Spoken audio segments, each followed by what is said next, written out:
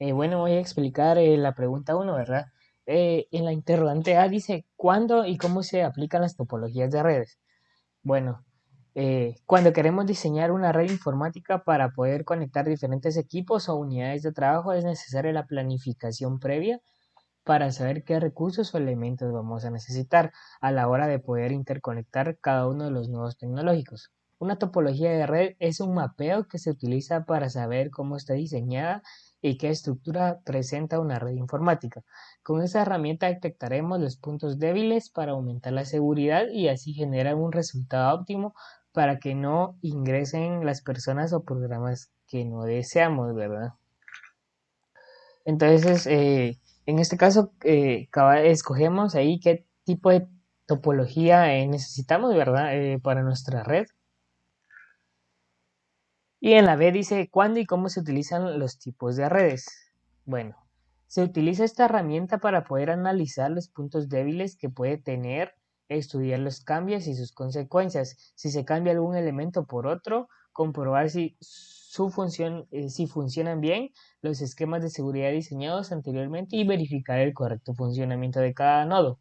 Las redes se configuran con el objetivo de transmitir datos de un sistema a otro o de disponer recursos en común para servidores de bases de datos o impresoras.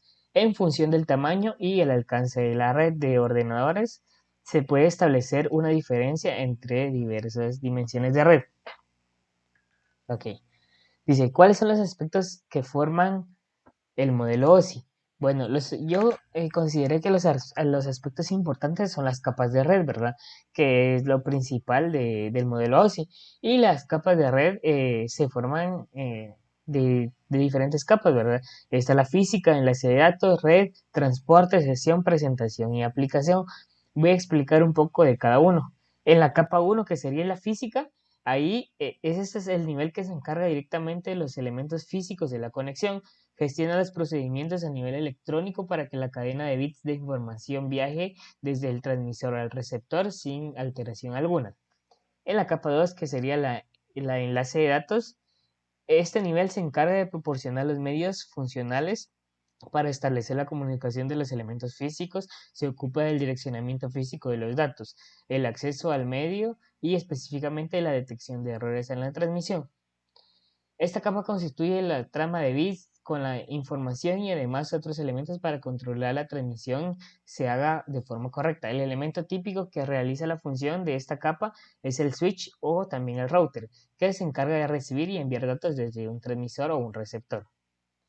Sigue la capa 3, que sería la red, y esta es la encargada de la identificación del enrutamiento entre dos o más redes conectadas. Este nivel hará que los datos puedan llegar desde el transmisor al receptor, siendo capaz de hacer la comunicación, las conmutaciones y encantamientos necesarios para el mensaje, para que el mensaje llegue, ¿verdad?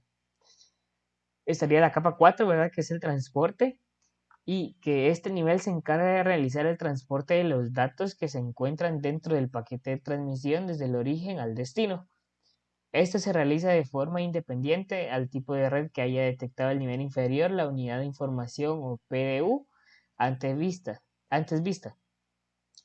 También le llamamos datagrama si trabaja con el protocolo UDP, orientado al envío de conexión o segmentos si trabaja con el protocolo TCP, orientada a la conexión, ¿verdad?